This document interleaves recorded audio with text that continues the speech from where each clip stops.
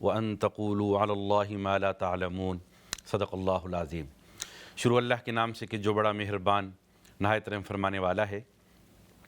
ناظرین کرام، آج کا درس قرآن سورۃ البقرہ کی آیت نمبر 168 سے شروع کیا جا رہا ہے۔ انشاءاللہ ان آیات اور پھر اس رکوع کے اندر جو اہم اسباق ہمارے لیے بیان کیے گئے ہیں، انشاءاللہ ان پر قرآن و سنت کی روشنی میں انشاءاللہ گفتگو ہوگی۔ تو آج کا درس قرآن جو ہے یہ سورۃ البقرہ کی آیت نمبر 168 سے شروع ہو رہا ہے۔ تو اگر آپ مصحف کو اپنے سامنے رکھنا چاہتے ہیں تو انشاءاللہ زیادہ بہتر طریقے سے آیات کے مفہوم کو آپ سمجھ سکیں گے۔ یہ دوسرے پارے کا 5واں رکوع ہے انشاءاللہ۔ تو سب سے پہلے اس رکوع اور ان آیات کے اندر جو کچھ بیان ہوا، آپ ان کا جو ہے وہ ترجمہ جو ہے وہ سن لیں۔ یا ایھا الناس کلوا مما فی الارض حلالا طیبا، کہ اے لوگو زمین کے اندر جو کچھ حلال اور طیب ہے اسے کھاؤ۔ ولا تتبعوا خطوات الشیطان، اور شیطان کے نقش قدم کی پیروی نہ کرو۔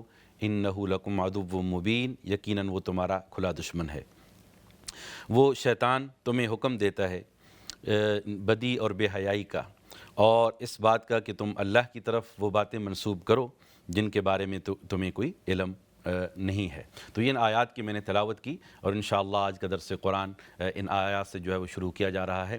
اس رکوع کے اندر اللہ رب العالمین نے سب سے پہلے رزق حلال کے حوالے سے، حلال اور طیب کھانے کے حوالے سے ہماری جو ہے وہ رہنمائی کی ہے۔ کلوا مما فی الارض حلالا طیبا، کہ جو کچھ بھی حلال اور طیب چیز میسر ہے اسے جو ہے وہ کھاؤ۔ اور دوسرا جو ہے نقطہ، شیطان کی پیروی نہ کرو۔ ولا تتبعوا خطوات الشیطان، شیطان کے قدموں کی پیروی نہ کرو۔ ہر وہ قدم جو گناہ کی طرف اٹھے وہ شیطانی قدم ہے، اور اس سے جو ہے وہ بچنا چاہیے۔ اور شیطان کا کام کیا ہے؟ انما یأمرکم بالسوء والفحشاء، کہ وہ تمہیں بے حیائی اور بری باتوں کا جو ہے وہ حکم دیتا ہے۔ تو شیطان کی پیروی نہ کرو۔ اسی طرح پھر اس کی اگلی آیات کے اندر آباء و اجداد کی تقلید، اندھی تقلید سے جو ہے وہ منع کیا گیا، کہ کچھ لوگ ایکسکیوز کرتے تھے کہ بل نتبع ما الفینا علیہ آباءنا، کہ ہم انہی باتوں کی پیروی کریں گے کہ جن پر ہم نے اپنے آباء و اجداد کو پایا۔ تو اس پر فرمایا جا رہا ہے کہ ہو سکتا ہے کہ وہ شاید وہ ہدایت پر نہ ہو، تو کیا پھر بھی تم ان کی جو ہے وہ پیروی کرو گے؟ تو اندھی تقلید جو ہے آباء و اجداد کی پیروی، اس سے جو ہے وہ منع کیا گیا۔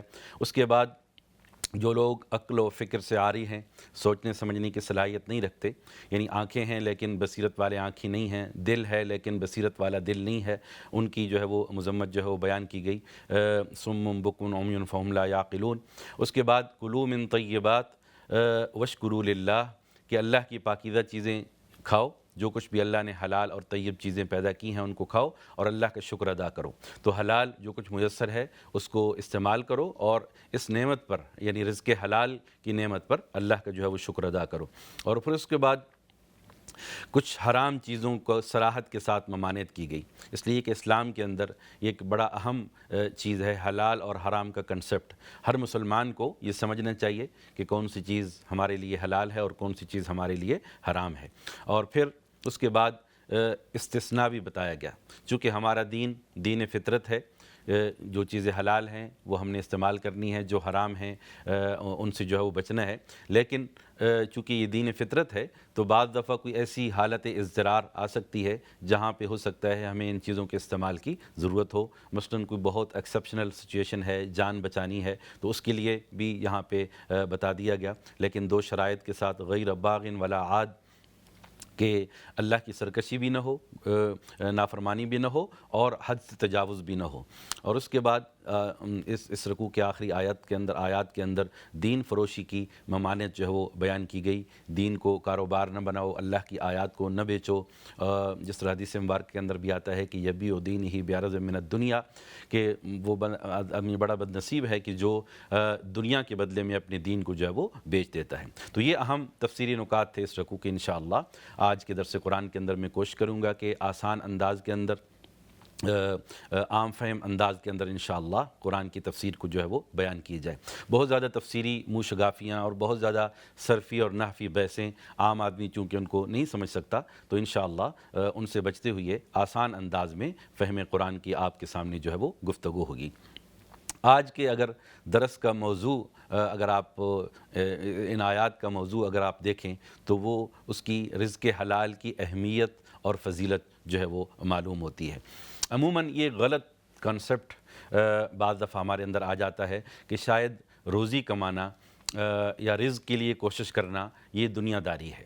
یہ دنیا داری نہیں ہے بلکہ یہ عین دین ہے، بلکہ بعض حالات کے اندر رزق کے حلال کمانا وہ فرض ہے۔ انسان کی اگر اپنی ضروریات ہوں، بیوی بچوں کی ضروریات ہوں، والدین کی ضروریات ہوں، تو اس کے لیے روزی کمانا یہ فرض ہے، بجائے اس کے کہ وہ انسان دوسروں کے سامنے ہاتھ پھیلائے۔ کوشش کر کے انسان اپنی روزی خود کمائے، خود بھی کھائے اور اپنے ڈیپینڈنٹس کو جو ہے وہ بھی کھلائے۔ تو یہ اسلام کی اصل جو ہے وہ تعلیم ہے۔ اور پھر اس کے اندر کیا چیز حلال ہے، کیا ہم کنزیوم کر سکتے ہیں، کیا چیز ہمارے لیے ممنوع ہے، قرآن کے اندر بڑی صراحت کے ساتھ ان کے بارے میں وضاحت کر دی گئی۔ پھر نبی اکرم صلی اللہ علیہ وسلم کو چونکہ آپ ہمارے لیے جو ہے ہمارے اللہ کی طرف سے بھیجے گئے ایک پیغمبر ہیں، تو ان کی اتباع کہ وَيُحَرِّمُ عَلَيْهِمُ الْخَبَائِثَ وَيُحِلُّ لَهُمُ الطَّيِّبَاتِ وَيُحَرِّمُ عَلَيْهِمُ الْخَبَائِثَ، نبی اکرم صلی اللہ علیہ وسلم نے حلال و حرام کی مزید وضاحت جو ہے وہ فرما دی۔ تو جو چیزیں قرآن میں نہیں ہیں ان کی تشریح نبی اکرم صلی اللہ علیہ وسلم نے اپنی احادیث کے اندر فرما دی۔ تو قرآن و سنت سے جو ہمیں حلال اور حرام کا کنسپٹ ملتا ہے، جو تصور ملتا ہے، جو چیزیں حلال ہیں، جو چیزیں حرام ہیں، ان کے بارے میں جو ایک ہمیں تعلیمات ملتی ہیں، بحیثیت مسلمان یہ ہماری ذمہ داری ہے کہ ہم ان کے مطابق حلال و حرام کا جو ہے وہ خیال رکھیں۔ اور اس سے ایک بات یہ بھی معلوم ہوتی ہے، قرآن نے تو چند صراحت کے ساتھ چند چیزوں کی ممانعت فرما دی، اور پھر نبی اکرم صلی اللہ علیہ وسلم کے ذریعے ان کی تفصیل ہمیں جو ہے وہ معلوم ہوتی ہے۔ اس کا مطلب یہ بھی ہے کہ قرآن کی طرح حدیث بھی ہمارے لیے حجت ہے اور دین کا ماخذ ہے۔ تو ان دونوں کو دین کا ماخذ سمجھتے ہوئے ہم نے جو ہے وہ اسلام کی تعلیمات پر جو ہے وہ عمل کرنا ہے۔ سب سے پہلے یہ اصول ہمیں ذہن کے اندر رکھنا چاہیے۔ بعض دفعہ جب حرام کا لفظ آتا ہے تو لوگ سمجھتے ہیں کہ شاید ہر چیز حرام ہے۔ اسلام نے جو اصول دیا ہے، اصول یہ ہے کہ اللہ تعالیٰ نے جو بھی چیزیں پیدا کی ہیں اصلاً وہ حلال ہیں۔ هو الذی خلق لکم ما فی الارض جمیعا، اللہ تعالیٰ نے تمہارے لیے زمین میں جو کچھ ہے وہ تمہارے لیے پیدا کیا، بلکہ پوری کائنات کو انسان کے لیے مسخر کر دیا گیا۔ وَسَخَّرَ لَكُم مَّا فِي السَّمَاوَاتِ وَمَا فِي الْأَرْضِ، پوری کائنات انسان کے لیے مسخر کر دی گئی، اور ہر چیز جو روئے زمین کے اندر اللہ نے بنائی ہے، اللہ کی مخلوق ہے، انسان اس سے اصولاً جو ہے وہ استفادہ جو ہے وہ کر سکتا ہے۔ فتح القدیر کے اندر بڑی خوبصورت الفاظ کے اندر ان آیات کی تشریح کی گئی، وَفِيهِ دَلِيلٌ عَلَىٰ أَنَّ الْأَصْلَ فِي الْأَشْيَاءِ الْمَخْلُوقَةِ الْإِبَاحَةُ، کہ یہ آیت وَالَّذِي خَلَقَ لَكُم مَّا فِي الْأَرْضِ جَمِيعًا، یعنی ہر چیز تمہارے لیے پیدا کی گئی، اس سے ایک اصول یہ بھی معلوم ہوتا ہے کہ ہر چیز کے اندر جو اصل ہے وہ اباحت ہے، یعنی وہ جائز ہے، اس کا استعمال ٹھیک ہے۔ ہاں کوئی دلیل سے معلوم ہو جائے، جس طرح قرآن کی کوئی آیت ہے، نبی اکرم صلی اللہ علیہ وسلم کی حدیث ہے، اس سے معلوم ہو جائے کہ یہ چیز حرام ہے، تو پھر وہ چیز حرام ہوگی۔ اصولاً اور اصلاً ہر چیز جو ہے وہ حلال جو ہے، اور گویا کہ ہر چیز حلال ہے سوائے اس کے کہ جن کو نام لے کر یا صراحت کے ساتھ جو ہے وہ حرام کر دیا گیا۔ اس سلسلے میں دین اسلام کے اندر چند اصول دے دیے گئے ہیں کہ ان اصولوں پر جو ہے اس کرائٹیریا کو جو چیز پوری اترے گی وہ چیز حرام ہے۔ مثلاً ایک حرام کے حوالے سے ایک اصول یہ دیا گیا کہ وہ جانور جو کچلیوں والے ہیں، خون خوار ہیں، جو دوسرے جانوروں کا شکار کرتے ہیں، جن کو ہم اپنی زبان میں درندے کہتے ہیں، وہ سارے جو ہے وہ حرام ہیں۔ اسی طرح وہ شکاری پرندے کہ جو پنجوں سے شکار کرتے ہیں اور شکار کر کے دوسرے چھوٹے جانور کھاتے ہیں، وہ بھی جو ہے وہ حرام ہیں۔ اور وہ جانور جن کا ذکر حدیث کے اندر ہے، نبی اکرم صلی اللہ علیہ وسلم نے صراحت کے ساتھ ان کی حرمت جو ہے وہ بیان فرمائی، اگرچہ قرآن کے اندر ان کا ذکر نہیں ہے لیکن وہ بھی حرام ہیں، مثلاً کتا اور اس طرح دوسرے جانور۔ اسی طرح وَيُحِلُّ لَهُمُ الطَّيِّبَاتِ، نبی اکرم صلی اللہ علیہ وسلم نے گویا کہ جو چیزیں حلال کی اور جو چیزیں حرام کی، احادیث کے اندر ان کی صراحت جو ہے وہ موجود ہے۔ اسی طرح قرآن کے اندر ذکر ہے مردار، ایک جانور ہے تو حلال، لیکن اگر وہ شرعی طریقے سے ذبح نہیں ہوا اور بغیر شرعی تکبیر پڑے وہ مر گیا ہے تو وہ مردار ہے۔ اگرچہ وہ جانور اصولاً حلال تھا، لیکن اب چونکہ وہ اس پر اللہ کا نام نہیں لیا گیا، وہ شرعی طریقے سے ذبح نہیں ہوا، تو وہ بھی مردار کے حکم کے اندر ہے۔ اسی طرح غیر اللہ کے نام پہ جو جانور ذبح کیا جائے وہ بھی ہمارے لیے حرام ہے۔ تو یہ چند اصول قرآن کے اندر دے دیے گئے ہیں حلال و حرام کے حوالے سے، تو ان اصولوں کی روشنی میں الحمدللہ بہت تفصیل کے ساتھ ہمارے فقہاء کرام نے ان پر جو ہے وہ کام کیا ہے اور محنت کی ہے، اور پوری تفصیلات فقہ کی کتابوں کے اندر جو ہے وہ موجود ہیں۔ اور پھر اسی رکوع کے آخر کے اندر حالت اضطرار کا بھی ذکر ہے۔ اب دیکھیے اس سے اسلام کی خوبصورتی ہمیں معلوم ہوتی ہے کہ دین اسلام ایک فلیکسیبل دین ہے، اس کے اندر فلیکسیبلٹی جو ہے وہ رکھی گئی ہے کہ یہ چیز نہیں ہے کہ یہ چیز حرام ہے اور ہمیشہ کے لیے حرام ہے۔ کچھ ایسی استثنائی صورتیں آ سکتی ہیں جن میں انسان حرام کو بھی جو ہے وہ استعمال کر سکتا ہے، لیکن کچھ شرائط کا ذکر یہاں پہ کیا گیا، 3 شرائط کا ان آیات کے اندر ہمیں ذکر ملتا ہے۔ ایک یہ ہے کہ وہ مجبوری کی حالت کے اندر ہو، جان بوجھ کر نہ ہو۔ دوسرا یہ ہے کہ جب وہ چیز استعمال کر رہا ہے تو اللہ کے حکم کی نافرمانی ذہن کے اندر نہ ہو، بلکہ یہ سمجھے کہ میں مجبوری کے اندر استعمال کر رہا ہوں۔ اور تیسرا یہ ہے کہ حد سے تجاوز نہ کرے، یعنی بقدر ضرورت استعمال جو ہے وہ کرے۔ تو اگر ان 3 شرائط کے ساتھ اس حرام کو بقدر ضرورت، جس پر کوئی ایسا مریض ہے لا علاج، جس کو مطلب یہ ہے کہ کسی ایسی دوا کی ضرورت ہے جس کے اندر کوئی ایسی چیز ہے کہ جو عام ہمارے لیے حلال نہیں ہے، تو مجبوری کی حالت کے اندر ڈاکٹر کی تجویز پر وہ چیز اس کو جو ہے وہ اتنی استعمال کر سکتا ہے جس سے اس کی بیماری جو ہے وہ دور ہو جائے۔ تو یہ ایک اصولی چیزیں تھیں جو اس رکوع کے اندر جو ہے وہ بیان ہوئی ہیں، اور اس کی اہمیت اس لحاظ سے بھی معلوم ہوتی ہے، یعنی اللہ رب العالمین نے بار بار قرآن کے اندر ان آیات کو، اس حکم کو بار بار مختلف انداز کے اندر جو ہے وہ بیان فرمایا ہے۔ اور اس کی اہمیت اس وجہ سے بھی زیادہ ہے کہ انسان کی زندگی پر اس کے کھانے کا بڑا اثر ہوتا ہے، انسان کے رویے پر، اس کی اخلاق پر، اس کے دل اور دماغ پر، اس کی شخصیت پر، اس کے کردار پر، اس کے کھانے کا بہت جو ہے وہ اثر ہوتا ہے۔ وہ کہتے ہیں you are what you eat, یعنی آپ وہی ہیں جو کچھ آپ کھاتے ہیں۔ تو اگر ہم حلال کھائیں گے تو اس سے پھر اس کا اثر ہماری زندگیوں کے اندر ہوگا۔ اگر اپنی فیملی کو حلال کھلائیں گے تو اس کا اثر ان کی زندگیوں کے اوپر جو ہے وہ ہوگا، اور اگر حرام کھائیں گے تو اس کا اثر اور بد اثرات اور نحوستیں ضرور ہوں گی۔ تو لہٰذا حلال اور حرام کی اہمیت کو سمجھنا چاہیے، اپنے بچوں کو بھی سمجھانا چاہیے۔ قرآن مجید کے اندر بڑے خوبصورت الفاظ کے اندر فرمایا گیا، یا ایھا الرسل کلوا من الطیبات واعملوا صالحا، کہ اے رسولو پاکیزہ چیزیں کھاؤ اور نیک اعمال کرو۔ تو یہ حلال روزی کا انسان کے افعال پر بڑا اثر ہوتا ہے۔ لیکن حلال کا حکم دینے کے بعد آگے فرمایا گیا وَاعْمَلُوا صَالِحًا، کہ ایک تو رزق حلال کھاؤ، اور دوسرا حلال اور طیب چیزیں کھاؤ اور نیک اعمال کرو۔ اب 2 حکم ہیں، ایک حلال بھی ہے اور ایک طیب بھی ہے۔ حلال یہ ہے کہ وہ چیز شرعاً جائز ہے، اس کا کھانا شرعاً جائز ہے، اور طیب یہ ہے کہ وہ صاف ستھری بھی ہے، پاکیزہ بھی ہے۔ ایسا نہیں ہے کہ کھانا ایک گوشت ہے تو حلال، لیکن اگر باسی ہو گیا، پرانا ہو گیا، ہے تو حلال لیکن اب وہ طیب نہیں رہا، اس کے کھانے سے صحت کو بھی نقصان ہوگا اور وہ گویا کہ طیب کھانا نہیں ہے۔ تو جو بھی کھانا جو چیز ہم کھائیں وہ حلال بھی ہو اور دوسرا طیب بھی ہو، پاکیزہ بھی ہو، صاف ستھری بھی ہو۔ تو یہ حلال اور طیب، نبی اکرم صلی اللہ علیہ وسلم نے اس کی اہمیت ایک حدیث مبارکہ کے اندر بڑے جامع الفاظ کے اندر جو ہے وہ بیان فرمائی، من اکل طیبا وعمل من سنتی وامن الناس بوائقہ دخل الجنہ، کہ جو آدمی رزق حلال کھاتا ہے، حلال طیب چیزیں کھاتا ہے، سنت کے مطابق زندگی گزارتا ہے، مسنون زندگی گزارتا ہے، اور دوسرے لوگ اس کی تکالیف سے محفوظ ہیں، کسی کو تکلیف نہیں دیتا، تو یہ آدمی جنت کے اندر جو ہے وہ داخل ہوگا۔ تو یہ اندازہ فرمائیے کہ 3 کام نبی اکرم صلی اللہ علیہ وسلم فرمائے ہیں جن کی وجہ سے جنت آسان ہو جاتی ہے، اور ان میں سے پہلا کام پہلی چیز جو فرمائی ہے وہ رزق حلال ہے۔ ایک اور حدیث مبارکہ کے اندر نبی اکرم صلی اللہ علیہ وسلم فرمایا کہ ان اللہ طیب یحب الطیب نظیف یحب النظافہ، کہ اللہ خود بھی پاک ہیں اور پاکیزہ چیزوں کو پسند کرتے ہیں، خود بھی صاف ستھرے ہیں اور صاف ستھری چیزوں کو پسند کرتے ہیں۔ کریم یحب الکرم، اللہ تعالیٰ خود بھی مہربان ہیں اور مہربانی کو پسند فرماتے ہیں۔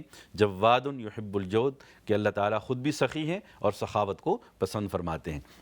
اسی طرح ایک اور حدیث مبارکہ کے اندر نبی اکرم صلی اللہ علیہ وسلم نے فرمایا کہ جب 4 باتیں تمہارے اندر پیدا ہو جائیں، جب 4 خصلتیں تمہارے اندر پیدا ہو جائیں، تو اگر تمہیں دنیا کی باقی چیزیں نہ بھی ملیں تو تمہیں افسوس نہیں ہونا چاہیے، کیونکہ اللہ تعالیٰ نے تمہیں بہت اہم چیزیں جو ہے وہ عطا کر دی ہیں۔ ان میں سے سب سے پہلی چیز یہ فرمائی حفظ و امانہ، امانت کی حفاظت، امانت داری انسان کے اندر ہو، سچ بولنا، اور تیسری چیز اچھا اخلاق، اچھا رویہ، اچھا اخلاق، اور چوتھی چیز حلال کھانا۔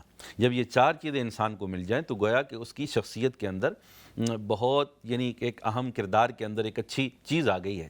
اور اگر باقی چیزیں نہ بھی ملے تو اس کو افسوس جو ہے وہ نہیں کرنا چاہیے، اس وجہ سے کہ آدمی کے جسم کے اوپر ان چیزوں کا، آدمی کے کردار کے ساتھ ان چیزوں کا بڑا خاص تعلق ہے، اور جب یہ چیزیں انسان کے اندر پیدا ہو جاتی ہیں تو اس کا کردار نکھر جاتا ہے، اس کا جو ہے وہ شخصیت جو ہے وہ بڑھ جاتی ہے۔ تو اس وجہ سے انسان اور دوسری مخلوقات کے اندر صرف ایک جسامت کا فرق نہیں ہے، بلکہ اللہ تعالیٰ نے بہت بڑا فرق رکھا ہے۔ اللہ تعالیٰ نے انسان کو زبان دی، اللہ تعالیٰ نے انسان کو عقل اور شعور دیا، دل اور دماغ دیا، اور یہ چیز دوسری مخلوقات کے اندر نہیں ہے۔ تو یہی چیز فرق جو ہے وہ پیدا کرتی ہے۔ کسی عربی شاعر نے بڑا خوبصورت جملہ کہا ہے نا کہ لسان الفتیٰ نصف و نصف فؤادہ فلم یبق الا صورۃ اللحم والدم، کہ انسان کے جسم کے اندر دو ہی چیزیں ہیں، اہم ہیں، ایک اس کی زبان اور ایک اس کا دل و دماغ، اس کا دل، اور باقی تو جسم میں سوائے خون کے اور ہڈیوں کے اور گوشت کے کچھ نہیں۔ تو وہ تو جانور کے اندر بھی ہوتا ہے، جانور ہو سکتا ہے انسان سے زیادہ اچھا پلا ہوا ہو، زیادہ خوبصورت ہو، پرندوں کے پر زیادہ خوبصورت ہوتے ہیں۔ انسان میں اور دوسری مخلوقات میں فرق کرنے والی چیز اس کی زبان اور اس کا کردار ہے، اور یہ رزق حلال کا اثر انسان کی شخصیت پر، اس کے کردار پر، اس کی عادات پر پڑتا ہے۔ اس وجہ سے خاص طور پر قرآن مجید کے اندر اس کی اہمیت کو جو ہے وہ بیان کیا گیا۔ اسی طرح نبی اکرم صلی اللہ علیہ وسلم نے فرمایا کہ لا تزول قدم ابن آدم حتی یسأل عن خمس، کہ انسان کے قدم پیچھے نہیں ہٹ سکیں گے جب تک کہ وہ 5 سوالوں کا جواب نہیں دے گا۔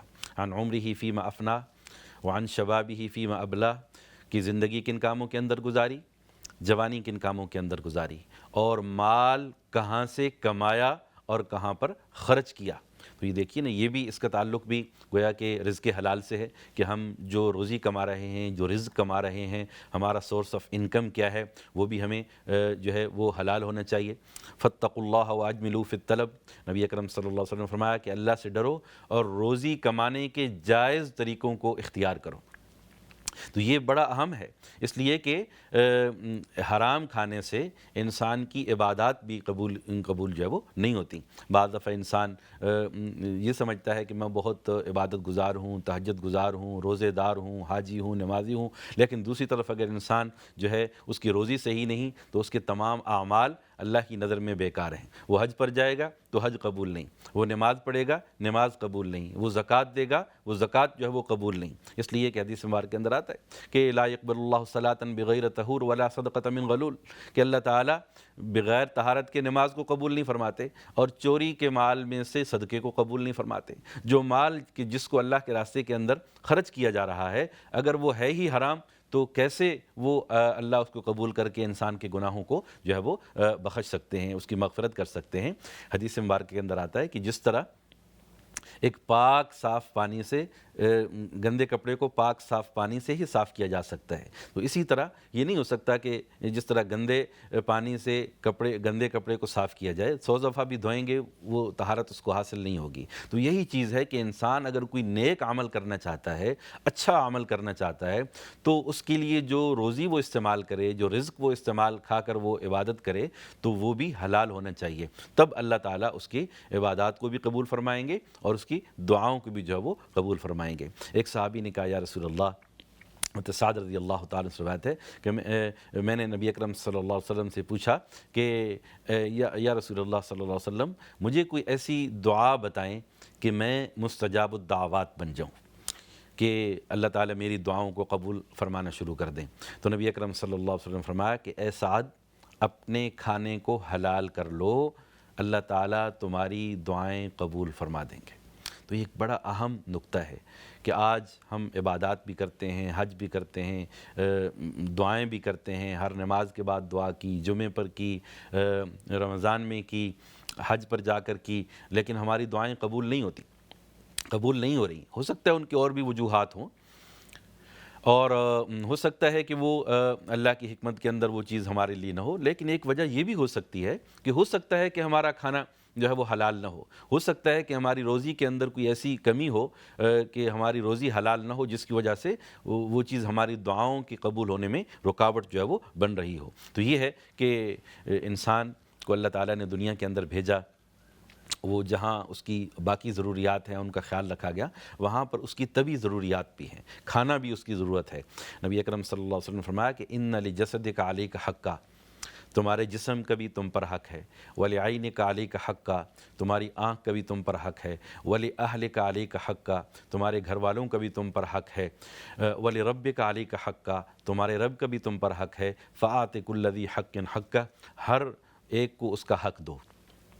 تو یہاں ایک بڑی اہم نقطہ یہ بھی معلوم ہوتا ہے کہ اگر ہماری ایک ضرورت ہے کہ کھانا ہماری ضرورت، ہمارے بچوں کی ضرورت، تو اس کے لیے رزق حلال کمانا یہ ہماری ایک ضرورت ہے، اور جب ہم اس ضرورت کے لیے نکلتے ہیں تو یہ ایک عبادت شمار ہوتا ہے۔ بعض حالات میں یہ فرض ہے، تو اور فرض سے بھی بڑھ کر یہ ایک عین عبادت ہے۔ ایک آدمی کا ذکر نبی اکرم صلی اللہ علیہ وسلم کے سامنے ہوا کہ وہ دنیا کی دوڑ دھوپ میں مصروف ہے، کیا ہی اچھا ہوتا اگر وہ اللہ کی عبادت کے اندر اپنے آپ کو لگائے رکھتا۔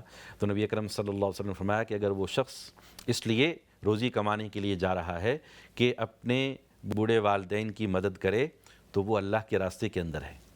اگر وہ اس وجہ سے روزی کے لیے دوڑ دھوپ کر رہا ہے کہ اپنی فیملی کی، بچوں کی ضروریات کو پورا کرے، تو وہ بھی اللہ کے راستے کے اندر ہے۔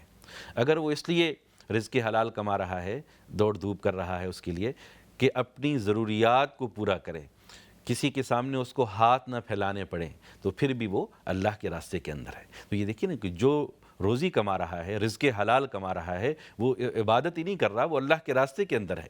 ہاں، اگر اس وجہ سے روزی کماتا ہے کہ فقر و غرور کرے، تکبر کرے، دولت کی کمپٹیشن کرے اور نمائش کرے، تو اب وہ شیطان کے راستے کے اندر ہے، اور اس صورت سے جو ہے وہ بچنا جو ہے وہ چاہیے۔ تو یہ ہے کہ ہمارے دل کے اندر اللہ کے لیے، اللہ کے دین کے لیے محبت ہو، جو اللہ نے جو ہمارے لیے احکامات بتائے، اور اس میں سے ایک اہم چیز جہاں عبادات ہیں، جہاں ہمارے لیے باقی فرائض ہیں، وہاں پہ ہمارے لیے رزق حلال کے بارے میں بھی سختی کے ساتھ جو ہے وہ تاکید ہے۔ اللہ رب العالمین روزی دینے والی ہستی ہے، الرزاق۔ ایک مسلمان کو یہ یقین رکھنا چاہیے کہ اصل جو روزی دینے والی ہستی ہے وہ اللہ رب العالمین ہے۔ اللہ رب العالمین کا ایک صفاتی نام الرزاق بھی ہے کہ وہ روزی دیتا ہے۔ تو ہمیشہ اللہ تعالیٰ سے روزی جو ہے وہ مانگو، رزق حلال کی دعا کرو۔ اللہم لا مانع لما اعطیت ولا معطی لما منعت ولا ينفع ذو الجد منک الجد، کہ اللہ جس کو تو عطا کرے اس کو کوئی روک نہیں سکتا، اور جس کو تو روکے اس کو کوئی عطا نہیں کر سکتا۔ تو کوئی بندہ مالی تنگی کا شکار ہے، مقروض ہے، نبی اکرم صلی اللہ علیہ وسلم نے اس کے بارے میں بھی بڑی خوبصورت دعائیں جو ہے وہ سکھائیں۔ سورہ آل عمران کی آیت نمبر 26 اور 27، قل اللہم مالک الملک تؤتی الملک من تشاء وتنزع الملک ممن تشاء وتعز من تشاء وتذل من تشاء بیدک الخیر انک علی کل شیء قدیر تولج اللیل فی النہار وتولج النہار فی اللیل وتخرج الحی من المیت وتخرج المیت من الحی وترزق من تشاء بغیر حساب۔ اگر آپ کو یہ آیات یاد نہیں بھی ہیں، گوگل کر لیں، سورہ آل عمران کی آیت نمبر 26 اور 27۔ جو بندہ مالی تنگی کا شکار ہے، مقروض ہے، انشاءاللہ ان آیات کی تلاوت سے اللہ تعالیٰ اس کو مالی کشادگی جو ہے وہ عطا کریں گے، اس کا قرض بھی جو ہے وہ ہوگا۔ تو بہرحال رزق حلال اس کی برکات ہیں انسان کے اوپر، انسان کی شخصیت پر، اس کی فیملی پر، اس کے بچوں پر، تو اس کی برکات ہیں۔ اور دوسری طرف حرام اس کے بد اثرات ہیں۔ بہت سارے لوگ آج کل شکایت کرتے ہیں کہ ہمارے جو ہے وہ گھروں کے اندر سکون نہیں رہا، گھروں کے اندر لڑائی جھگڑا ہوتا ہے، بے سکونی ہے، کسی نے شاید کوئی جادو کر دیا۔ یہ جو حرام روزی ہے یہ کالے جادو سے زیادہ خطرناک ہے۔ ہو سکتا ہے باقی بھی وجوہات ہوں، لیکن رزق حرام کی نحوست اتنی ہے کہ اس سے آدمی کے اندر بے سکونی آتی ہے۔ ابھی بریک کا وقت ہوا چاہتا ہے، انشاءاللہ بریک کے بعد دوبارہ درس قرآن کا سلسلہ جو ہے وہ جاری رہے گا۔ آپ اپنی کالز بھی کے ذریعے بھی سوال بھی جو ہے وہ کر سکتے ہیں انشاءاللہ۔ تو ابھی اجازت دیجیے، السلام علیکم ورحمۃ اللہ وبرکاتہ۔ لا إله إلا الله محمد رسول الله۔ نحمده ونصلي على رسوله الكريم، اما بعد فاعوذ بالله من الشيطان الرجيم، بسم الله الرحمن الرحيم۔ يا ايها الناس كلوا مما في الارض حلالا طيبا ولا تتبعوا خطوات الشيطان انه لكم عدو مبين، صدق اللہ العظیم۔ شروع اللہ کے نام سے کہ جو بڑا مہربان نہایت رحم فرمانے والا ہے۔ ناظرین کرام، درس قرآن رزق حلال کی اہمیت اور فرضیت اس کے حوالے سے گفتگو ہو رہی تھی۔ انشاءاللہ اسی رکوع کے مزید تفسیر نکات ان کی تشریح اس سیگمنٹ کے اندر جو ہے وہ ہوگی. ابھی کالز اوپن ہیں، اگر آپ کوئی سوال کرنا چاہیں درس سے متعلق تو آپ ضرور جو ہے وہ سوال کیجیے. ان آیات کے اندر اللہ رب العالمین نے رزق حلال اور حلال کی اہمیت اور فرضیت اس کے حوالے سے ہماری جو ہے وہ رہنمائی فرمائی ہے. جیسا بریک سے پہلے میں ذکر کر رہا تھا کہ اصل جو روزی دینے والی ہستی ہے وہ اللہ رب العالمین کی ذات ہے. ان اللہ هو الرزاق، بے شک اللہ تعالیٰ روزی دینے والے ہیں. اگر دنیا کے اندر لوگ بھوکے مر رہے ہیں یا ان کو رزق نہیں مل رہا تو اس کی وجہ یہ نہیں ہے کہ اللہ نے کم رزق پیدا کیا ہے. اللہ نے تو الحمدللہ وافر مقدار میں رزق پیدا کیا ہے، اور بحیثیت انسان ہمیں رزق کا خلیفہ بنایا، کسی کو زیادہ دیا کسی کو کم دیا، اور ایک آزمائش کے لیے ہے. اور جب ہمارے اوپر زکوٰۃ فرض ہے تو اگر ہم زکوٰۃ نہیں دیں گے اور وہ غریب تک اس کا حق نہیں پہنچے گا تو اس میں یہ قصور نہیں ہے کہ اللہ نے کم روزی پیدا کیا. اللہ نے تو رزق پیدا کیا ہے، لیکن یہاں پر ایک ایک آدمی 1-1 کروڑ لوگوں کے برابر روزی اس کے پاس ہے، لیکن وہ زکوٰۃ کے ذریعے صدقے کے ذریعے دوسروں کے اوپر خرچ نہیں کر رہا. اگر اسلام کے نظام زکوٰۃ پر عمل کیا جائے، ہر آدمی دیانتداری کے ساتھ اپنی زکوٰۃ دے، تو خذ من اغنیائہم فترد علی فقرائہم، عمراء سے لی جائے غرباء کے اندر تقسیم کی جائے، تو دنیا کے اندر فقر باقی نہ رہے، اور جو ہے کوئی بندہ جو ہے وہ روزی کے لیے دوسروں کا محتاج نہ ہو، خود کفیل ہو جائے. تو مسئلہ یہ ہے کہ ہم اللہ کے حکم پر عمل نہیں کرتے، اور اس کی وجہ سے پھر امیر امیر تر ہوتا جا رہا ہے اور غریب غریب تر ہوتا جا رہا ہے. اگر ہر آدمی باقاعدگی کے ساتھ زکوٰۃ دے، وفی اموالہم حق للسائل والمحروم، قرآن کا حکم ہے کہ ان کے مالوں کے اندر غرباء کا بھی حق ہے، مساکین کا بھی حق ہے، تو اس کو اگر انسان پابندی کے ساتھ اہتمام کے ساتھ وہ ادا کرے تو کوئی بھی مانگنے والا نہ رہے. تو یہ اسلام کی تعلیمات کی خوبصورتی ہے کہ جب ان پر عمل ہوتا ہے تو معاشرے کے اندر سکون آتا ہے، معاشرے کے اندر خوشحالی آتی ہے. اور جب ہم اسلام کے احکامات سے دور ہوتے ہیں تو یہ ساری معاشی پریشانیاں، جس طرح اگر زکوٰۃ پر عمل نہیں کیا جائے گا تو معاشی پریشانیاں ہم دیکھ رہے ہیں، تو اس وجہ سے ہے کہ اسلام کی تعلیمات پر عمل جو ہے وہ نہیں کیا جا رہا. مال اللہ تعالیٰ کی بہت بڑی نعمت ہے، اس کو حاصل کرنا چاہیے، کوئی بری چیز نہیں ہے. حضرت عثمان غنی رضی اللہ تعالیٰ عنہ مالدار تھے، عبد الرحمن بن عوف مالدار تھے. حلال بزنس سیٹ اپ کر کے انسان روزی کما سکتا ہے، اس کے اوپر کوئی حد مقرر نہیں. انسان اچھی ملازمت کر کے، اچھی جاب کر کے اپنا جو ہے وہ روزی کما سکتا ہے، اس کے اندر بھی کوئی ممانعت نہیں، بلکہ ہمارے دین کے اندر اس کو انکریج کیا گیا. ایک صحابی نے نبی اکرم صلی اللہ علیہ وسلم سے ہاتھ ملایا تو نبی اکرم صلی اللہ علیہ وسلم نے محسوس کیا کہ ان کے ہاتھ کی جو ہتھیلی ہے، اس کی جو جلد ہے وہ سخت ہے، کھردری ہے. تو آپ صلی اللہ علیہ وسلم نے پوچھا کہ یہ تمہاری جلد سخت کیوں ہے، تمہارا ہاتھ اتنا سخت کیوں ہے؟ تو اس نے بتایا کہ میں مزدور آدمی ہوں، روزی کے لیے محنت اور مشقت کرنی پڑتی ہے، جس کی وجہ سے ہاتھوں پر چھالے پڑ گئے ہیں. تو نبی اکرم صلی اللہ علیہ وسلم نے اس ہاتھ کو اٹھایا اور اس کو چوما، بوسہ دیا اور کہا کہ یہ ہاتھ جہنم کے اندر نہیں جائے گا، اس لیے کہ یہ رزق حلال کما رہا ہے. اسی طرح جو ہے وہ نبی اکرم صلی اللہ علیہ وسلم ایک صحابی سعد بن ابی وقاص رضی اللہ تعالیٰ عنہ کی عیادت کے لیے گئے، وہ بیمار تھے. تو انہوں نے کہا یا رسول اللہ میں بہت مالدار ہوں، اللہ نے مجھے بہت مال دیا ہے اور میری ایک ہی بیٹی ہے جو کہ اس کی ضرورت سے زیادہ ہے، تو کیا مجھے آپ اجازت دیتے ہیں کہ میں اپنا مال سارا اللہ کے راستے کے اندر دے دوں؟ تو نبی اکرم صلی اللہ علیہ وسلم نے فرمایا کہ نہیں. پھر انہوں نے پوچھا کہ یا رسول اللہ اگر آپ اجازت دیں تو میں ایک حصہ اپنی بیٹی کو دے دوں اور باقی 3 حصے جو ہے وہ اللہ کے راستے کے اندر جو ہے وہ دے دوں؟ نبی اکرم صلی اللہ علیہ وسلم نے فرمایا کہ یہ بھی زیادہ ہے. پھر پوچھا کہ اگر 2/3 اللہ کے راستے کے اندر دے دوں اور 1/3 ان کو دے دوں؟ فرمایا یہ بھی زیادہ ہے. پھر آدھے کا پوچھا، اس کی بھی اجازت نہیں دی. پھر کہا کہ 1/3 اللہ کے راستے کے اندر دے دیتا ہوں اور 2/3 اپنی بیٹی کو دے دیتا ہوں. تو نبی اکرم صلی اللہ علیہ وسلم نے فرمایا کہ یہ بھی زیادہ ہے، لیکن چلو ایسا کر لو. تو اس لحاظ سے 1/3 تک انسان وصیت کر سکتا ہے. اور پھر نبی اکرم صلی اللہ علیہ وسلم نے فرمایا کہ تمہارا اپنے بچوں کو مالدار چھوڑ کر جانا یہ اس سے کہیں زیادہ بہتر ہے کہ تم ان کو کنگال چھوڑ کر جاؤ کہ وہ تمہارے مرنے کے بعد دوسروں کے سامنے ہاتھ پھیلانے پڑے. تو یہ اندازہ لگائی کہ کتنی خوبصورت بات کی گئی. عموماً یہ سمجھا جاتا ہے کہ مال جمع کرنا اپنے لیے یا بچوں کے لیے سیونگ کرنا شاید یہ صرف کوئی دنیا داری ہے. یہ دنیا داری نہیں، عین دین ہے. اس لیے کہ جب کاد الفقر ان یکون کفرا، بعض دفعہ فقر انسان کو کفر تک لے جاتا ہے. تو اگر اپنے بچوں کے فیوچر کے لیے ان کے لیے آپ حلال مال میں سے ان کا جو چیزیں بناتے ہیں، ان کے لیے سیونگ کرتے ہیں اور جو سیونگز ہے اس کے اوپر زکوٰۃ دیتے ہیں، تو اس کے اندر کوئی حرج نہیں. اپنے بچوں کو جو ہے اگر مالدار چھوڑ کر جانا اس سے کہیں بہتر ہے کہ تم ان کو دوسروں کا محتاج بنا کر جو ہے وہ چھوڑ جاؤ. تو اندازہ لگائیے نا کہ اسلام کی تعلیمات کے اندر کتنا ایک بیلنس ہے، کتنا ایک توازن ہے.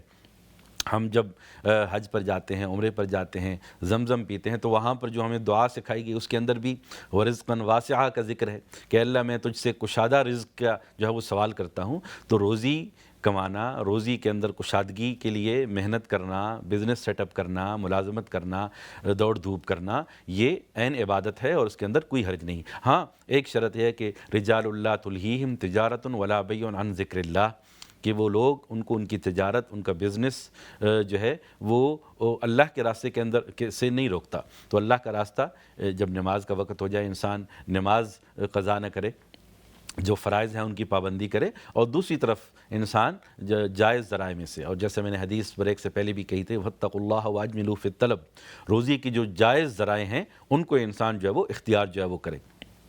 تو یہ اس کی اہمیت ہمارے دین کے اندر جو ہے وہ معلوم ہوتی ہے. ادعونی استجب لکم، اللہ رب العالمین نے کہا کہ مجھ سے دعائیں کرو، میں تمہاری دعاؤں کو قبول کروں گا. لیکن دعا کے اندر ہم دیکھتے ہیں کہ بعض دفعہ ہم دعا کرتے ہیں لیکن قبول نہیں ہوتی. تو اس کی ایک وجہ یہ بھی ہو سکتی ہے کہ ہماری روزی جس سے ہم دعا کر رہے ہیں، جو کھانا کھا کر ہم دعا کر رہے ہیں، حدیث مبارک کے اندر واضح طور پہ ایک مثال ہمیں ملتی ہے کہ ایک آدمی بڑا لمبا سفر طے کر کے بیت اللہ شریف جاتا ہے اور وہاں پہ جو ہے وہ دعا کرتا ہے، یا رب یا رب. حال یہ ہے کہ اس کا کھانا حرام، حال یہ ہے کہ اس کا پینا حرام، حال یہ ہے کہ اس کا لباس حرام، حال یہ ہے کہ حرام غذا سے اس کی پرورش ہوئی. فَأَنَّىٰ يُسْتَجَابُ لِذَلِكَ، اس کی دعا جو ہے وہ کیسی جو ہے وہ قبول کی جائے. تو یہ رزق کی دعا کرنا اور رزق حلال کی دعا کرنا اور رزق حلال کے لیے محنت کرنا، یہ ہمارے دین کے اندر اس کی اہمیت اور فضیلت جو ہے وہ بیان کی گئی. اور پھر اس کے حوالے سے یہ بھی تاکید کی گئی لا تأکلوا اموالکم بینکم بالباطل، ایک دوسرے کا مال ناحق طریقے سے نہ کھاؤ. یہ بھی بڑی اہم جو ہے وہ ہدایت ہے. بلکہ حدیث مبارک کے اندر آتا ہے کہ کسی کی چیز اس کی اجازت کے بغیر نہ لو، چاہے وہ پیلو کے درخت کی ایک شاخ ہی کیوں نہ ہو.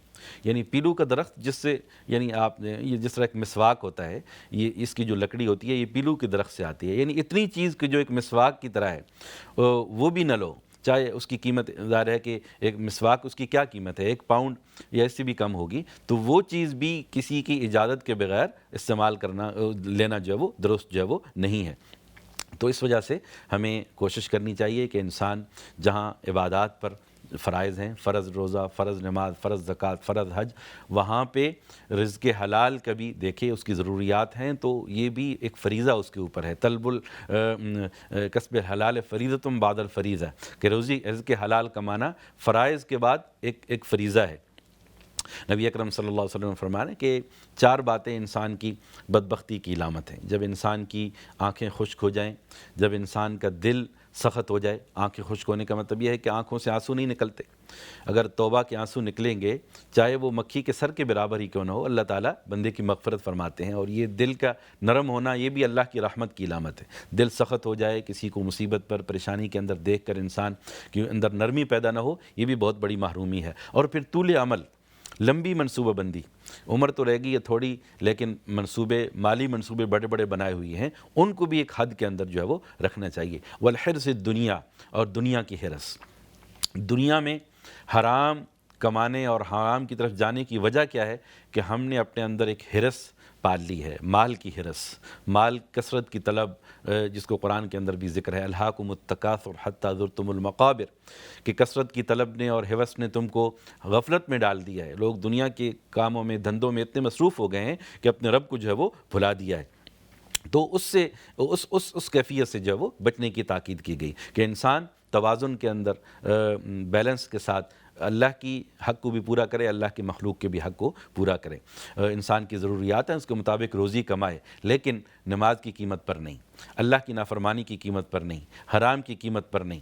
نبی اکرم صلی اللہ علیہ وسلم کے دور کے اندر ہمیں ایک خوبصورت مثال ملتی ہے کہ ایک چرواہا آتا ہے خیبر کی جنگ کے دوران، ایک چرواہا بکریاں چراتا ہوا آتا ہے اور نبی اکرم صلی اللہ علیہ وسلم کو کہتا ہے کہ میں کلمہ پڑھنا چاہتا ہوں، مسلمان ہونا چاہتا ہوں۔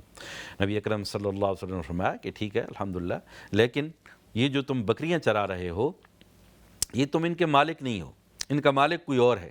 اگر تم یہاں پہ مسلمان ہو جاؤ گے اور یہ بکریاں مالک کو واپس نہیں کرو گے جو غیر مسلم ہے، تو گویا کہ تم نے اس کے دوسرے کا مال ہم نے ناحق لے لیا۔ پہلے یہ بکریاں واپس کر کے آؤ اپنے مالک کو اور پھر اس کے بعد جو ہے وہ کلمہ پڑھو۔ تو دیکھیے نا، حالت جنگ میں بھی نبی اکرم صلی اللہ علیہ وسلم نے حرام کی جو ہے کھانے کی بچنے کی یعنی کہ کتنی اہمیت جو ہے وہ بیان جو ہے وہ فرمائی۔ تو رزق حلال یہ ایک بنیادی فریضہ ہے، اس کو کمانا بھی اور رزق حلال کھانا بھی۔ کلوا من الطیبات، پاکیزہ چیزیں کھاؤ۔ جب ہم دکان پر جاتے ہیں تو جہاں ہم پوچھتے ہیں کہ یہ چیز حلال ہے کہ نہیں، یہ گوشت حلال ہے کہ نہیں، میک شور کرتے ہیں کہ وہ چیز حلال ہو، سرٹیفائیڈ ہو، اور وہاں پہ جب ہم جیب سے نوٹ نکال رہے ہیں اس کے بارے میں بھی ہمیں دیکھنا چاہیے کہ کیا وہ چیز جو ہے وہ جو روزی جس سے ہم وہ مال جس سے ہم وہ روزی جو ہے وہ خرید رہے ہیں، جو رزق خرید رہے ہیں وہ بھی حلال ہو۔ وہ چیز جو ہم خرید رہے ہیں وہ بھی حلال ہونی چاہیے اور جس قیمت کے ساتھ ہم وہ چیز خرید رہے ہیں وہ بھی حلال ہونی چاہیے۔ اسلام کا اصول یہ ہے حلال و حرام کے حوالے سے کہ ان دونوں کی جو ہے وہ کو دیکھو کہ وہ حلال ہوں۔ ناپ تول کے اندر کمی، قرآن کے اندر ذکر ہے وَأَقِيمُوا الْوَزْنَ بِالْقِسْطِ وَلَا تُخْسِرُوا الْمِيزَانَ۔ بعض دفعہ لوگ گھٹیا مال بیچتے ہیں، 2 نمبر چیزیں بیچتے ہیں اور بظاہر یہ سمجھتے ہیں کہ ہم رزق حلال کما رہے ہیں، لیکن اگر کاروبار کے اندر بزنس کے اندر یہ 2 نمبری ہوگی، فراڈ ہوگا اور اس سے جو مال کمایا جائے گا تو وہ حرام ہوگا۔ اسی طرح اس کے اندر ناپ تول کے اندر عموماً جب کمی کا ذکر آتا ہے تو لوگ یہی سمجھتے ہیں کہ ترازو کے اندر بس حلال پورا ہم نے تولنا ہے۔ نہیں، انسان جب کوئی ملازمت کرتا ہے، جب کوئی کہیں پہ جاب کرتا ہے تو وہاں پر اگر وہ اپنا وقت چوری کرتا ہے، کوئی ملازم ہے اور وہ جو وقت اس کے آورز جو ورکنگ آورز ہیں ان کے اندر وہ ادھر ادھر جو ہے وقت ضائع کرتا ہے، جو ہے وہ سستی کرتا ہے، اور تو گویا کہ وہ وقت کی چوری کے اندر آتا ہے۔ اس کے اندر چاہے کوئی عام ملازم ہو، کوئی بہت بڑا عالم ہو، کوئی بہت بڑا پروفیشنل ہو، اگر وقت چوری کرے گا تو وہ بھی مال کے اندر گویا کہ وہ ڈیوٹی پوری نہیں کر رہا، تو وہ بھی ناپ تول کے اندر کمی کے اندر جو ہے وہ آتا ہے۔ اسی طرح حرام اشیاء ہیں وہ اللہ تعالیٰ نے ان کو مارک کر دیا ہے قرآن کے اندر، اور نبی اکرم صلی اللہ علیہ وسلم نے ان کی وضاحت کر دی ان کے اندر۔ اور ایک ہیں کچھ مشکوک چیزیں ہیں، ان سے بھی کوشش کرنی چاہیے کہ انسان ان سے بھی اپنے آپ کو جو ہے وہ بچائے۔ پھر عموماً ایک چیز جو حرام کا ان کو نہیں سمجھا جاتا لیکن وہ بھی حرام کے دائرے کے اندر آتی ہیں، دھوکہ دہی، چیٹنگ، بینیفٹ فراڈ۔ کسی کی انکم ریگولر انکم آ رہی ہے لیکن وہ کلیم کر رہا ہے کہ میں جو ہے وہ میری انکم نہیں ہے۔ کوئی آدمی میڈیکلی فٹ ہے لیکن ڈاکٹر سے دوا لکھوا لیتا ہے کہ میں میڈیکلی انفٹ ہوں، جاب نہیں کر سکتا۔ تو یہ ساری چیزیں بھی دھوکے کے اندر آتی ہیں اور اس کے نتیجے کے اندر جو وہ چیزیں حاصل کرے گا، جو مال وہ حاصل کرے گا وہ حرام ہوگا۔ بعض دفعہ بوگس انشورنس کلیم کیے جاتے ہیں، بعض دفعہ بوگس انجری کلیم کیے جاتے ہیں۔ اسی طرح جوا، گیمبلنگ، لاٹری، 2 نمبر کاغذات کے ذریعے، ایک آدمی کو رائٹ ٹو ورک نہیں ہے لیکن اس نے 2 نمبر کاغذات کے ذریعے جو ہے غلط بیانی کر کے رائٹ ٹو ورک لیا ہے، دھوکے کے ذریعے ویزا لیا ہے، دھوکے کے ذریعے فراڈ کے ذریعے اس نے جو ہے وہ پیپرز بنوائے ہیں اور پھر وہ کام اس نے شروع کر دیا ہے اور رائٹ ورک کام کا حق اسے ملا ہے، تو اس کا مطلب یہ ہے کہ اس نے دھوکے سے وہ کام کیا ہے۔ تو اسلام کے اندر یہ سختی سے ممانعت کی گئی کہ انسان کوئی ایسا کام نہ کرے، مالی واتقوا اللہ واجملوا فی الطلب، روزی کمانے کا ہمیشہ جائز طریقہ جو ہے وہ اختیار کرو۔ تو یہ ان کی یہ تعلیمات ہمارے دین کے اندر جو وہ ملتی ہیں۔ بدقسمتی سے ہم عموماً یہی سمجھتے ہیں کہ بس وہ جو چند چیزیں قرآن کے اندر جن کا ذکر ہے نام لے کر بس وہ حرام ہے، اس کی پھر بعد اسلام نے جو اصول دیا ہے اس اصول کو ہم اپنی زندگی کے اندر اپلائی نہیں کرتے کہ حلال کیسے کمانا ہے اور حلال کو کیسے خرچ کرنا ہے۔ حلال کمانے کے جو طریقے ہیں ان کے اندر جائز تجارت اور جائز کاروبار، اور کاروبار کے اندر پھر جائز ہیلے، جائز جو اس کے طریقے ہیں ان کے اندر وہ بھی ساتھ اختیار کرنا جو ہے وہ ضروری ہے۔ کوئی اور بزنس کر رہا ہے، کوئی اور جو ہے وہ ملازمت کر رہا ہے، تو اس کے اندر بھی کہیں بھی انسان کوئی ایسا کام نہ کرے کہ جس سے جو ہے انسان کے مال کے اندر وہ کہ حرام کی آمیزش جو ہے وہ آ جائے۔ تو اس وجہ سے اپنے مال کو ایک تو خوبصورت بنایا جائے حلال کما کر، حسنوا اموالکم بالزکاۃ، اپنے مالوں کو خوبصورت بناؤ زکوٰۃ ادا کر کے۔ جب مال کا زکوٰۃ نہیں دیا جاتا تو اس کے اندر بھی بے برکتی آتی ہے۔ باقاعدگی کے ساتھ سال کے بعد اپنے تمام ایسٹس، اپنے تمام جو ہے وہ کلوزنگ بیلنس ان کو سامنے رکھ کر اپنی زکوٰۃ کو ادا کیا جائے۔ 2.5% اپنی سیونگز کے اوپر وہ زکوٰۃ دی جائے۔ اس کے بعد جو ہے وہ غریب کا حق ہے، اور پھر جو ہے وہ حسنوا اموالکم بالزکاۃ وداووا مرضاکم بالصدقہ، وقتاً فوقتاً صدقہ بھی انسان دینے کی کوشش کرے۔ صدقہ ترد البلاء، صدقہ مصیبتوں اور پریشانیوں سے انسان کو جو ہے وہ بچاتا ہے۔ واستقبلوا امواج البلاء بالدعاء، اور اپنی مصیبتوں اور پریشانیوں کا مقابلہ دعا کے ذریعے کرو۔ تو یہ چیزیں ہیں کہ جو ہمیں کرنی چاہیے۔ رزق حلال کمانا، رزق حلال کھانا، جو روزی ہم کنزیوم کر رہے ہیں، جو چیزیں ہم استعمال کر رہے ہیں وہ حلال ہوں، اور پھر اس کے پورا میں نے بیک گراؤنڈ اور تفصیل جو ہے آپ کے سامنے جو ہے وہ رکھی۔ پھر اللہ رب العالمین نے بڑا خوبصورت جملہ آگے ارشاد فرمایا، وَلَا تَتَّبِعُوا خُطُوَاتِ الشَّيْطَانِ، do not follow the footsteps of شیطان، شیطان کے قدموں کی پیروی نہ کرو۔ اب ہمیں تو نظر نہیں آتا کہ شیطان تو ہمیں نظر ہی نہیں رہا، اس کے قدم کیسے نظر آئیں گے؟ تو مفسرین نے لکھا ہے کہ ہر وہ قدم جو گناہ کی طرف اٹھے وہ شیطانی قدم ہے، اس لیے کہ شیطان انسان کے دل کے اندر ایک وسوسہ ڈالتا ہے، اس کو ایک راستہ دکھاتا ہے۔ اگر اس راستے کی وہ پیروی شروع کر دے تو گویا وہ شیطان کے قدموں کی پیروی کر رہا ہے۔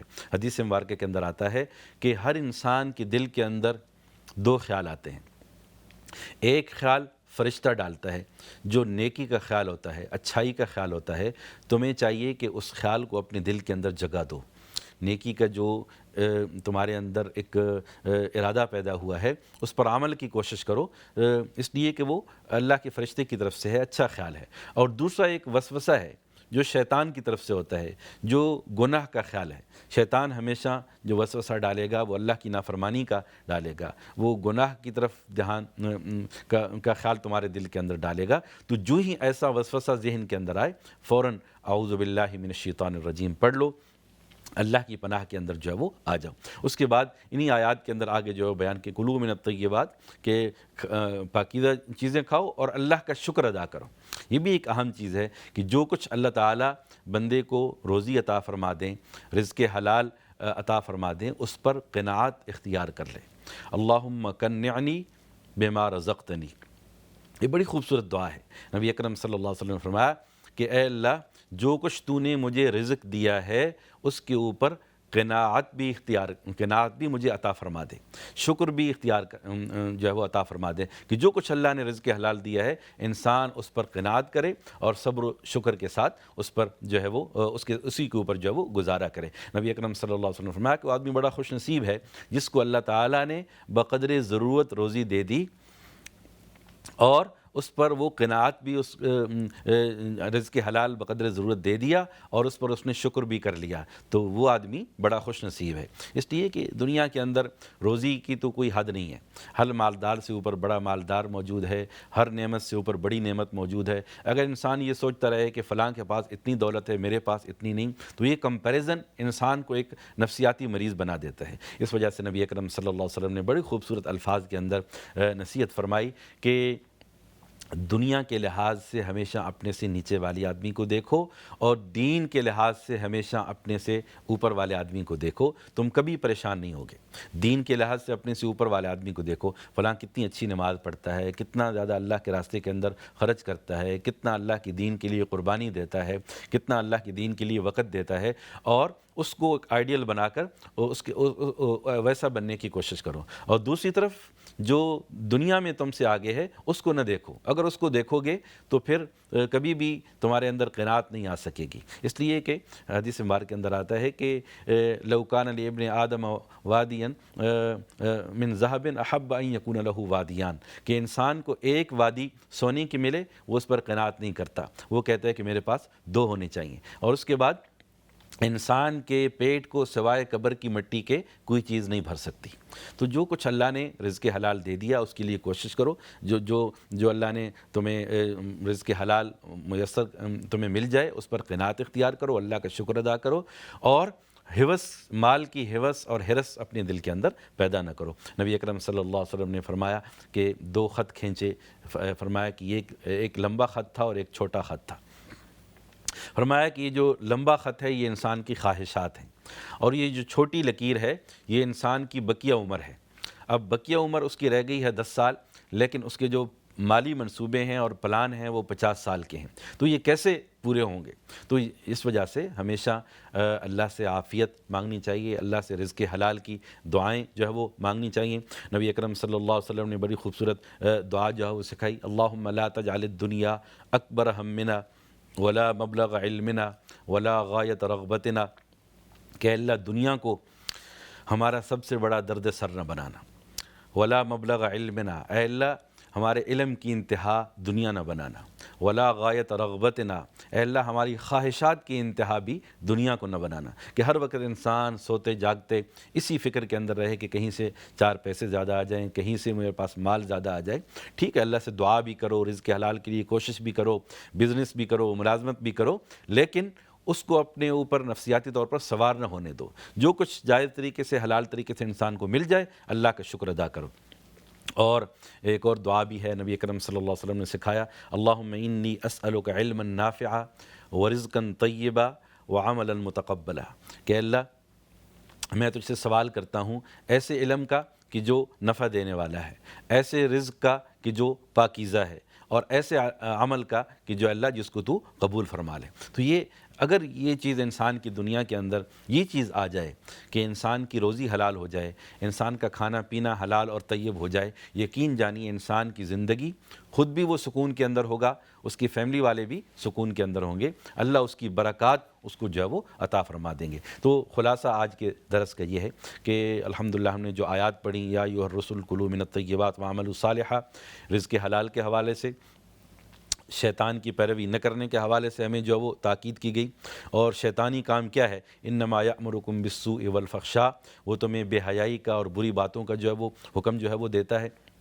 اس کے بعد آباء و اجداد کی اندھی تقلید، اسے جو ہے منع کیا گیا، کہ ہمارے لیے جو اصل کرائٹیریا ہے وہ قرآن و سنت ہے، اللہ رب العالمین کا حکم قرآن کی صورت کے اندر ہمارے سامنے موجود ہے، نبی اکرم صلی اللہ علیہ وسلم کی احادیث کے اندر ہمارے دین کا سورس جو ہے وہ موجود ہے، اور اس کے اندر رہ کر ہمیں اپنی مسنون زندگی گزارنے کی کوشش جو ہے وہ کرنی چاہیے۔ نبی اکرم صلی اللہ علیہ وسلم نے بھی فرمایا کہ من اکل طیبا وعمل من سنتی، کہ جو بندہ رزق حلال کھاتا ہے، کماتا ہے، سنت کے مطابق زندگی گزارتا ہے، کسی کو تکلیف نہیں دیتا، تو وہ آدمی جنت کے اندر جو ہے وہ جائے گا۔ تو فرائض کے بعد رزق حلال کی طلب اور اہمیت، اور پھر آخر کے اندر الحمدللہ اسلام دین فطرت ہے، کون سی چیز مجبوری کے اندر ہم استعمال کر سکتے ہیں اس کا ذکر جو ہے وہ موجود ہے، کہ لائف سیونگ، زندگی بچانے کے لیے اللہ تعالیٰ نے جو اتنا اختیار دیا ہے کہ انسان اس کے رزق حلال کو بقدر ضرورت انسان استعمال کر سکتا ہے۔ اور پھر آیت اس رکوع کے آخر کے اندر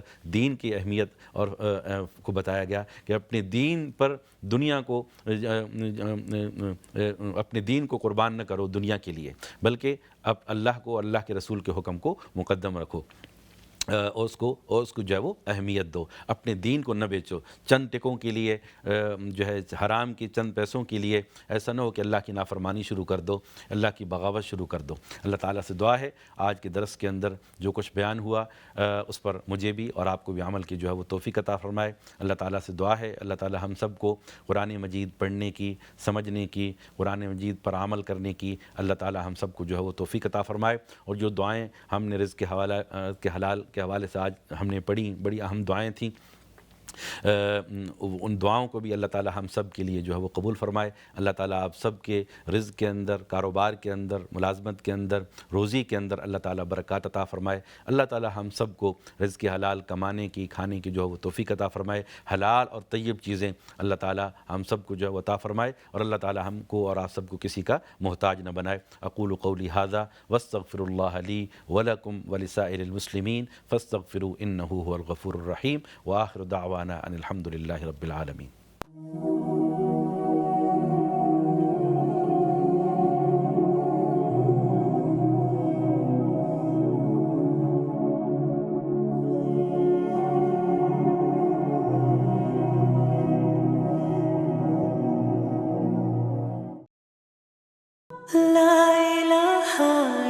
إلا الله